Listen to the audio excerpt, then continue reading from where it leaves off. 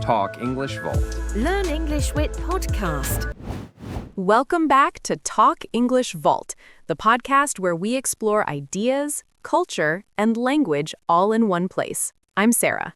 And I'm Adam. And today we're diving into a topic that's truly close to the hearts of millions of people around the world, Ramadan.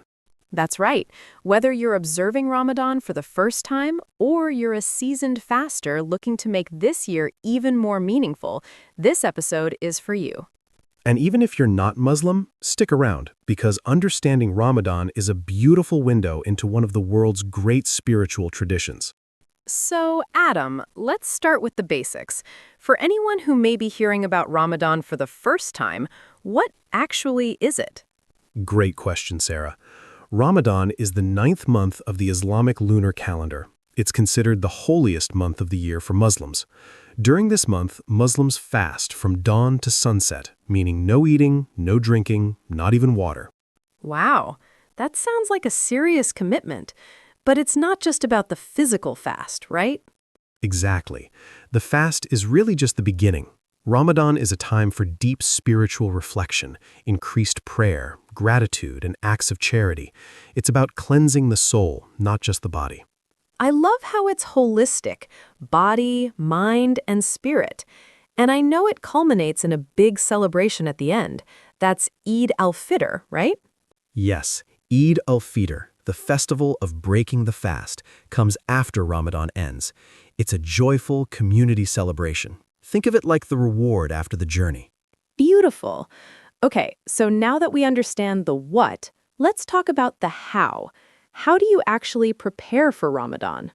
I'd say the most important preparation is spiritual. Many Muslims start preparing weeks before Ramadan even begins, especially in the months of Rajab and Shaban, which come before it on the Islamic calendar. So it's not something you just jump into overnight. There's a whole buildup. Right. One of the things people do is increase their reading of the Quran beforehand. They set intentions, what they want to achieve spiritually this Ramadan. Goals like improving their prayer, reducing bad habits, or deepening their connection with God. That's really powerful. Setting intentions before a challenge is something so many people can relate to, not just in a religious context, but in life generally. Absolutely. There's also a beautiful practice of making dua, personal prayers, asking God to allow you to reach Ramadan and to make the most of it. I think what strikes me is the mindfulness behind it all. You're not just waiting for Ramadan to arrive, you're actively preparing your heart for it. Exactly, Sarah. And speaking of preparation, let's talk about the practical side, because there's a lot to organize. Okay, yes, let's get practical. Fasting from sunrise to sunset is no small thing physically. How do people prepare their bodies? One of the most recommended things is to gradually adjust your eating schedule before Ramadan starts. If you're used to eating breakfast right when you wake up, start pushing that back a little each day so your body adjusts. That makes so much sense. A gradual shift instead of a cold turkey change. Exactly. And then there's suhoor, the pre-dawn meal before the fast begins. This is so important. A lot of people skip it, but it really sets you up for the whole day. What do people typically eat for suhoor?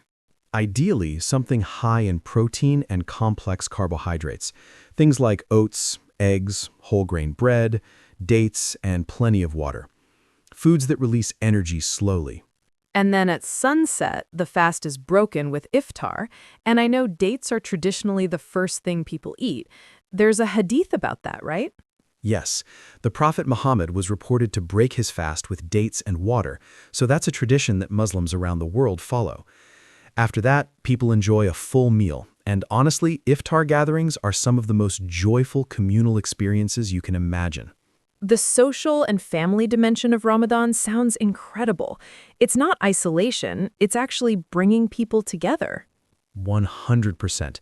And for the body, it's also recommended to cut back on caffeine and sugar a couple of weeks before Ramadan, so the headaches and withdrawals don't hit you hard during the first few fasting days.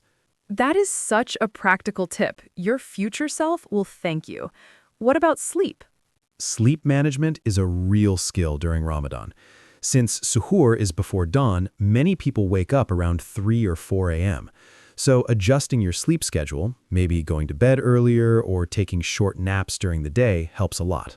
Let's talk about the mental and lifestyle side of preparing for Ramadan, because fasting is as much a mental challenge as a physical one, isn't it? Absolutely. The mindset going into Ramadan makes a huge difference. People who approach it with positivity and purpose tend to have a much more fulfilling experience than those who dread it. I imagine social media and entertainment habits also change a lot during Ramadan. They do for many people. Some Muslims choose to limit their screen time, avoid entertainment that doesn't align with the spirit of the month, and spend more time on productive or spiritual activities. Extra prayers, charity, spending time with family. There's a concept I've heard about Taraweeh prayers. Can you tell us about that? Yes, Taraweeh are special night prayers performed during Ramadan, typically after the Isha, the evening prayer. They're a beloved tradition and can last anywhere from 30 minutes to over an hour depending on the mosque. Many mosques try to complete the entire Quran over the course of Ramadan through these prayers. That's stunning. So the whole community is going through this journey together, night after night. Exactly. And it creates this incredible sense of unity. Even people who might not be very religious during the rest of the year often feel drawn back to the mosque during Ramadan. What about charity? I know giving is a big part of Ramadan. Zakat, obligatory giving, and sadaqah, voluntary charity, are both hugely emphasized during Ramadan. It's believed that the rewards for good deeds are multiplied during this month. Many Muslims prepare by setting aside a charity budget before Ramadan begins so they can give consistently throughout the month. I love this. Now, we also have listeners who may not be Muslim themselves, but who work alongside or live near people who are fasting. Any tips for how to be a supportive friend, colleague, or neighbor during Ramadan? Such a great question. First, please don't feel awkward eating in front of someone who's fasting. They don't expect you to stop eating. Most Muslims are very understanding. Good to know. But small gestures go a long way. Wishing someone Ramadan Mubarak, which means blessed Ramadan, or Ramadan Kareem, generous Ramadan, is always appreciated. And being patient and understanding if your colleague seems a little slower or more tired, especially in the first few days. What about workplaces or schools? Any advice there? Flexibility really helps. If possible, scheduling heavy meetings or physical tasks earlier in the day when energy levels are higher, and understanding that someone fasting might take a slightly different lunch break. Perhaps they're using that time to pray. Just a little awareness and empathy goes such a long way. I think Ramadan is actually a beautiful opportunity for people of all backgrounds to learn something new about their Muslim friends and colleagues. Completely agree. And honestly, many non-Muslims who participate in iftar dinners with their Muslim friends say it becomes one of their most cherished memories. The generosity of iftar tables is legendary. Okay, before we wrap up, let's do a quick lightning round recap of our top preparation tips. Adam, hit us. All right. Number 1, set your intentions early. Know what you want to get out of this Ramadan spiritually. Number 2, adjust your diet gradually. Cut back on caffeine and sugar a week or two before, and start shifting your meal times. Number 3, never skip suhoor. Eat a nutritious pre-dawn meal to fuel your fast. Number 4, plan your iftar meals in advance. Have healthy, balanced options ready so you're not reaching for junk food when you break your fast.